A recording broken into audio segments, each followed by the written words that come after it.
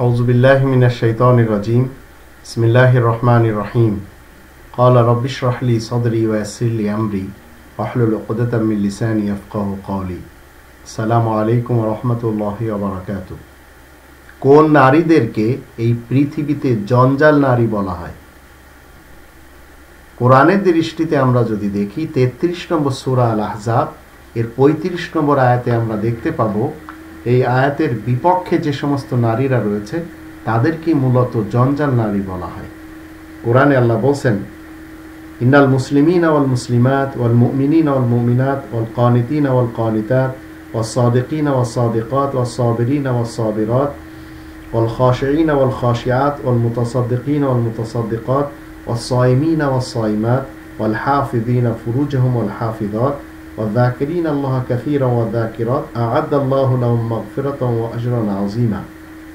এখানে বলা হয়েছে ওই সমস্ত নারী এবং পুরুষদেরকে আল্লাহ জান্নাত দিবেন যারা মূলত মুসলিম, মুমিন, ফরমাবরদার, যারা সত্যবাদী এবং যারা ধৈর্যশীল, যারা আল্লাহকে ভয় করে চলেন, যারা সদকা প্রদান করেন, যারা সিয়াম পালন করেন, যারা নিজেদের গোপন অঙ্গকে হেফাজত করে থাকেন আর যারা আল্লাহ তাআলাকে বেশি বেশি স্মরণ করেন, এই লোকগুলি মূলত পুরুষ হোক অথবা নারী, এদের জন্য আল্লাহ তাআলা মাগফিরাত এবং উত্তম প্রতিদান হিসেবে পরকালে প্রদান করবেন।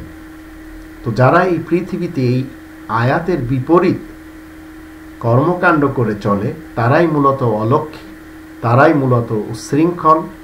এই সমস্ত নারীরাই অসুচি এবং কলঙ্কিনী, এরাই নীচকর্মী এবং দ্বন্দ্ববাজ, এরাই গীবতকারিণী, এরাই সকলের সাথে যখন ইচ্ছা আলিঙ্গন করে, এদের মধ্য থেকে কেউ বেশ্যা এবং পতিতা হয়, পরপুরুষদের এরা সবসময় তালাশ করে বেড়ায়, পরকীয়াতে জড়ায়, এরা জিনাখোর হয়, খেয়ানতকারী হয়। আর এই সমস্ত নারীদেরকে কলঙ্কিনী এবং জঞ্জাল নারী বলা হয়। তবে আয়াতের ভিতরে যে সমস্ত নারীদের কথা আল্লাহ উল্লেখ করেছেন তারাই মূলত সত্য সাধক এবং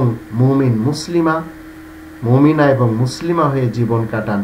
তাই পরকালে এই সমস্ত নারীদেরকে আল্লাহ তাআলা জান্নাত দিবেন। আর ওই সমস্ত নারীদেরকে এই পৃথিবীতে জঞ্জাল বলা হয়, কলঙ্কিনী বলা হয়, আর পরকালে তাদের জন্য রয়েছে ভয়ানক শাস্তি।